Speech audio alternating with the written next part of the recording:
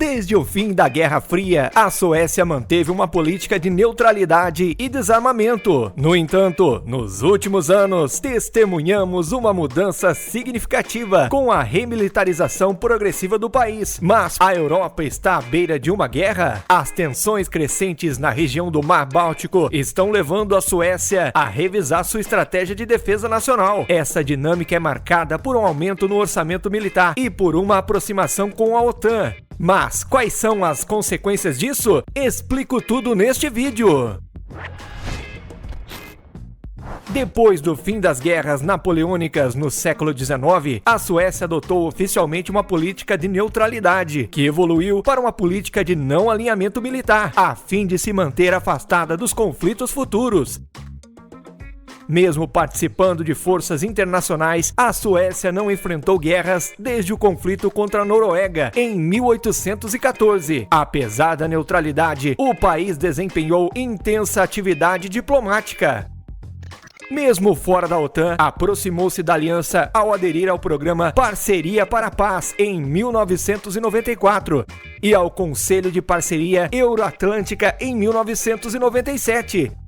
A Parceria para a Paz é uma estrutura bilateral entre os Estados e a OTAN, com o objetivo de fomentar uma cooperação militar pacífica com países que não desejam fazer parte da organização.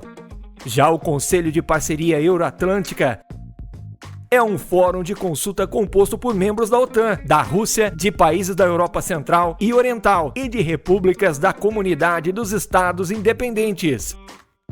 O foco é discutir questões de segurança no continente europeu. A Suécia participou de treinamentos e exercícios conjuntos com a OTAN, bem como de operações da aliança no Afeganistão e nos Balcãs. Durante muito tempo, a maioria dos suecos se opôs a ingressar na OTAN. O então ministro da Defesa chegou a afirmar no outono de 2021 que nunca participaria de um processo de adesão. Mas a invasão da Ucrânia pela Rússia em fevereiro de 2022 mudou drasticamente essa posição, tanto nos partidos políticos quanto na opinião pública. Em maio do mesmo ano, uma grande maioria do parlamento sueco votou a favor de um pedido de adesão à OTAN. Segundo especialistas, já haviam sinais de mudança após a anexação da Crimeia em 2014. Em 2017, o serviço militar foi restabelecido. O orçamento militar sueco alcançou 8,8 bilhões de dólares em 2023, segundo o Instituto Internacional de Pesquisa para a Paz de Estocolmo, comparado aos 6,5 bilhões de 2020. O governo planeja novos aumentos de 110 milhões e 680 milhões de dólares em 2025 e 2026, respectivamente, com o objetivo de atingir 2% do PIB destinado à defesa, conforme recomendado pela OTAN. Em 2023, o orçamento militar representava 1,48% do PIB de 2022.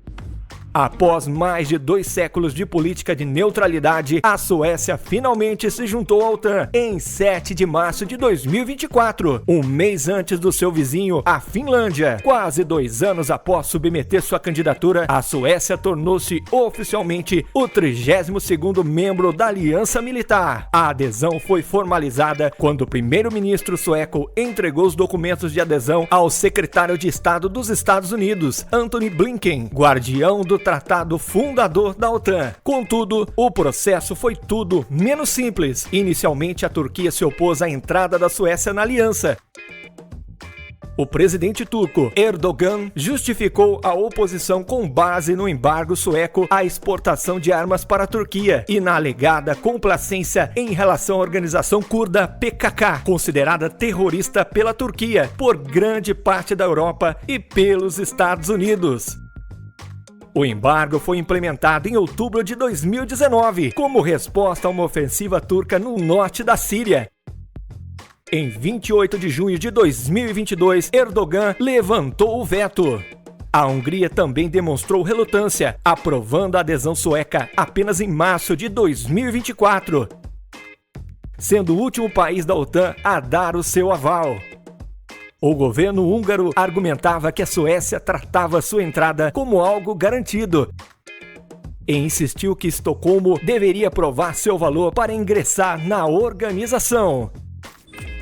Agora, membro da OTAN, a Suécia precisa aprender a trabalhar em equipe, especialmente porque essa adesão muda a concepção tradicional de relações de poder do país em potenciais conflitos.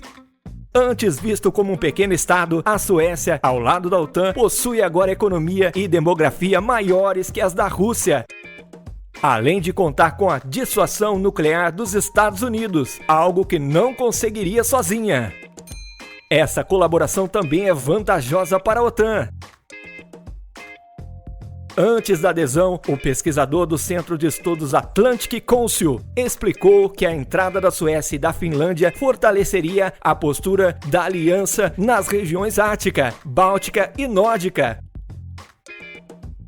Ele destacou que esses países trazem expertise regional sobre a Rússia e importantes capacidades militares.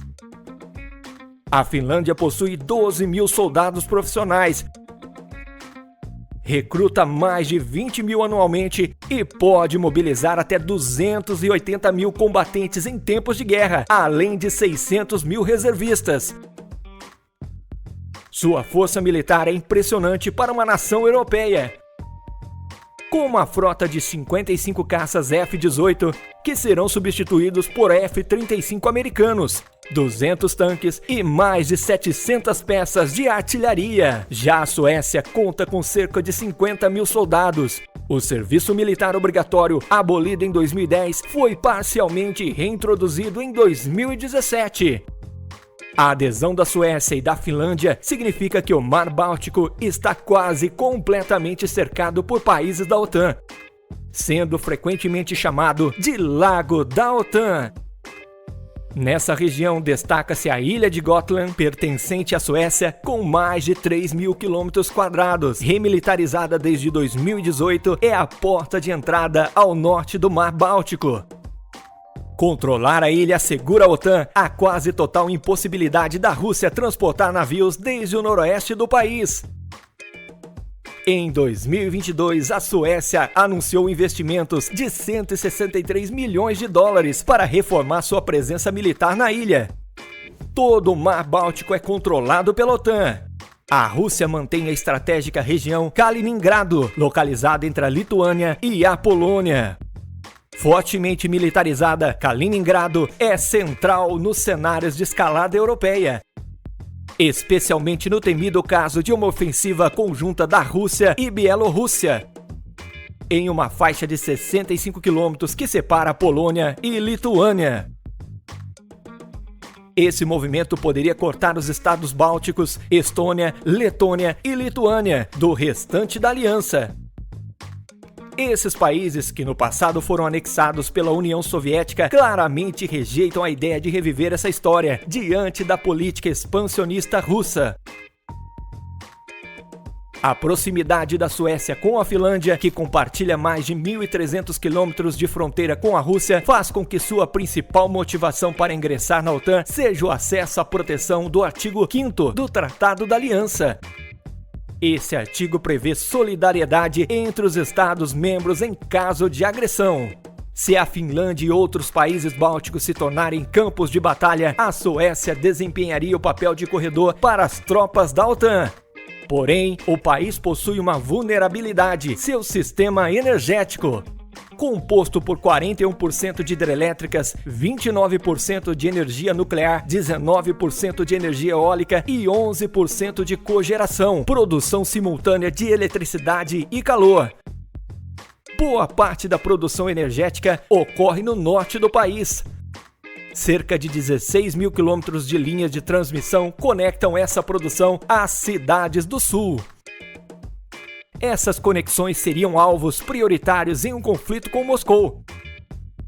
Para mitigar essa vulnerabilidade, a Suécia restaurou sua usina elétrica em Malmö, a terceira maior cidade do país, garantindo sua funcionalidade mesmo em caso de ataques russos à infraestrutura. A remilitarização da Suécia simboliza uma transformação estratégica importante, e a União Europeia também está preocupada com a possível invasão russa na Finlândia ou nos países bálticos. Ao reforçar suas capacidades de defesa, Estocolmo envia um claro sinal de dissuasão contra potenciais ameaças e solidifica seus laços com os parceiros da OTAN.